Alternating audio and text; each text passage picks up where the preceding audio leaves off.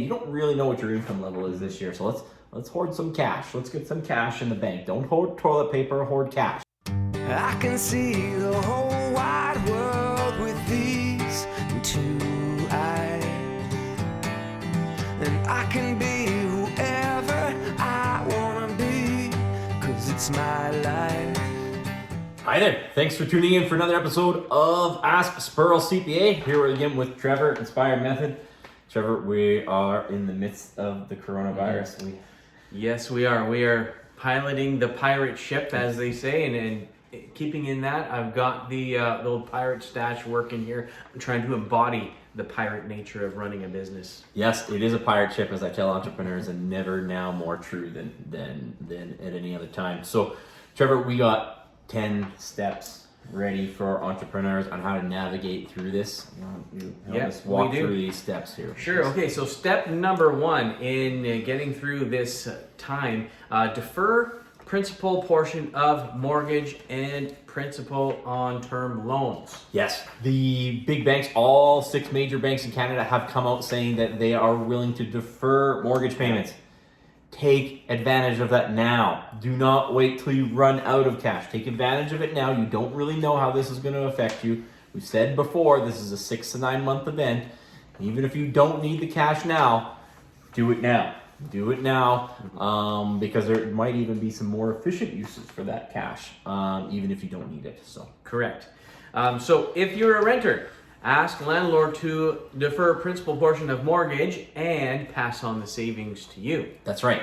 So a lot of the landlords might not know that they can simply go to their lender and they can defer the principal portion, and then they can pass on the savings to you. So we're not asking the landlords to eat the interest and the property tax, and we're simply saying, hey, for the next 6 months, can you just not work on knocking down your mortgage on this property and help me out a little bit?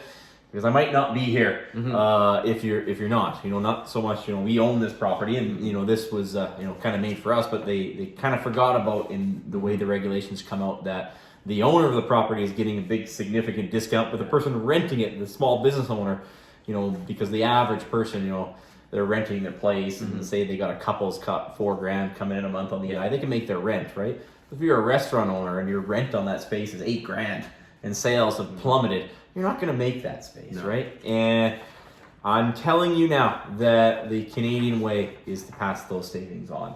And I think there's going to be mounting social pressure to do so. And I think there could potentially be government regulation mandating that you do so. So get out in front of that if you're a landlord. Do the right thing on that one. Yeah, exactly.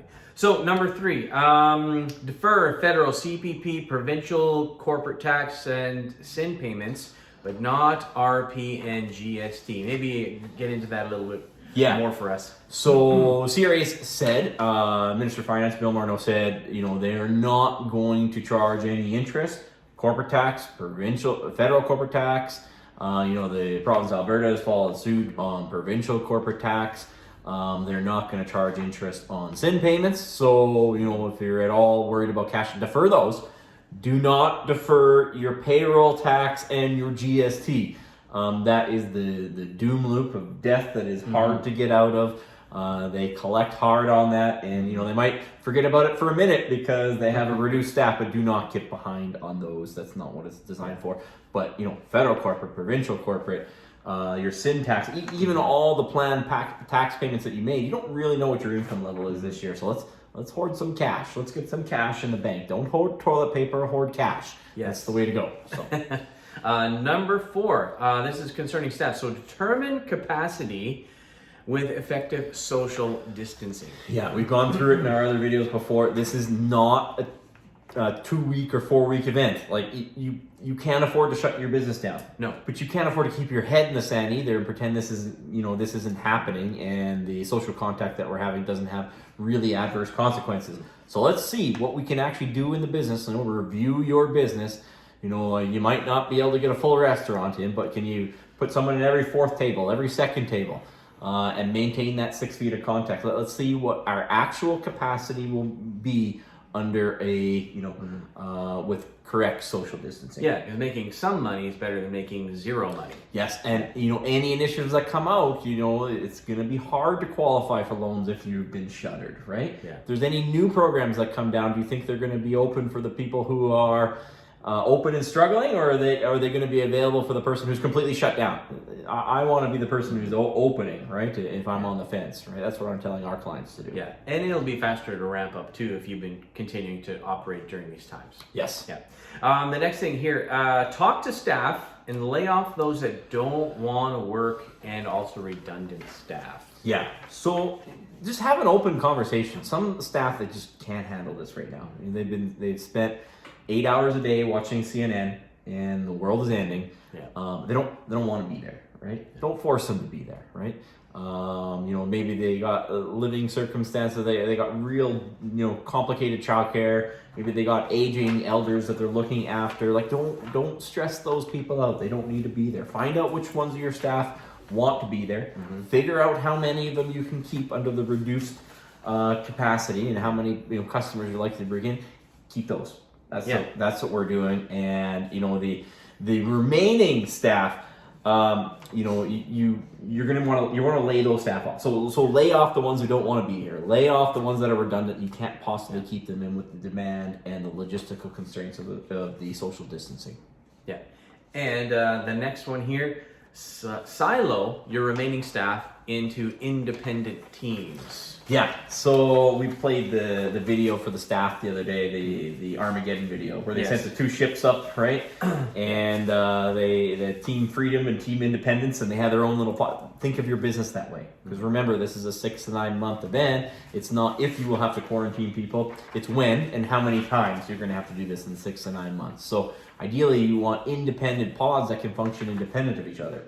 So think Team A and Team B. If your team cannot function without interacting together, you have one shift that works 2 weeks on, another shift that works 2 weeks on the next 2 weeks, and you can go through and silo through, and you will always have one revenue generating unit.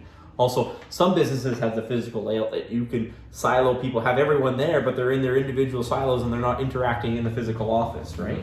Either by rooms or coordinating it off. So let's get real, and let's pretend that how can we be that indestructible unit where we always have troops ready to go, because this is real. Yep.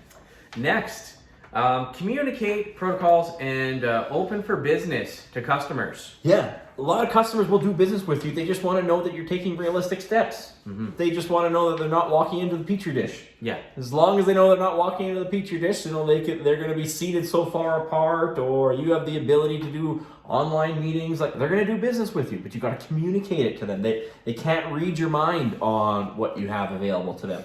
That's going to be really important that you communicate, and you're open for business. Open for business. Open for business, open for business. I cannot recommend anybody closing down unless absolutely, definitively government mandated closing down. And even then, I'm looking at the fine print and seeing, am I really closed down? Is there something else I can do, right? Maintain your social distancing. Let's be smart about this. Yeah. Closing down is not smart.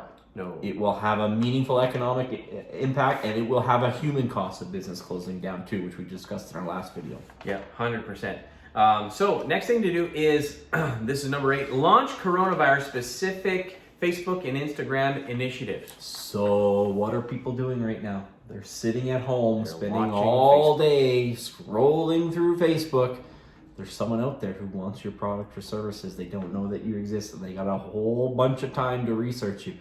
I saw, a client the other day, and they talked about a way to fortify their house. I'm not going to release it because I'll let him do it, but he had a way to fortify an owner's house because they're going to be a little bit scared on, the pandemic and how this is going to affect the social fabric, right? Mm-hmm. Saw a restaurant who, got out in front of all their customers and said, hey, call us. We're available to deliver it. 20% off for any deliveries. Don't go through Skip the Dishes. Hey, they're ready to go. They're ready to battle, right? Yeah. I love it. And people want food delivered. Yeah. So I'll probably call them this week. Like, yeah, absolutely. I wouldn't even have thought of them, right? If they didn't get out there and get the message out. So yeah. So next thing, deploy redundant cash into the market monthly over 24 months. Yes. So some people are going to look at they're in an enviable position. They got cash. They're ready to roll. They got cash going. They don't got a lot going on in their business, but they got redundant cash, right? That person, they got a bunch of good looking stocks on sale right now. Do I know where the bottom is? I don't know where the bottom is. Anybody who tells you who knows where the bottom is, they're lying to you. Like unless they're unless they're flying around in their private jet, living in their 1,700 room mansion, they're lying to you. Because if they knew where the bottom is, they'd always know where the bottom is, right? But statistically, most market cycles will take 24 months. Okay. So don't try to time the market. We just know that, hey, we're in a buyer's market. It might not be the cheapest buyer's market, but if I know, for example, I have $24,000 of redundant cash and I don't need to see me through this thing.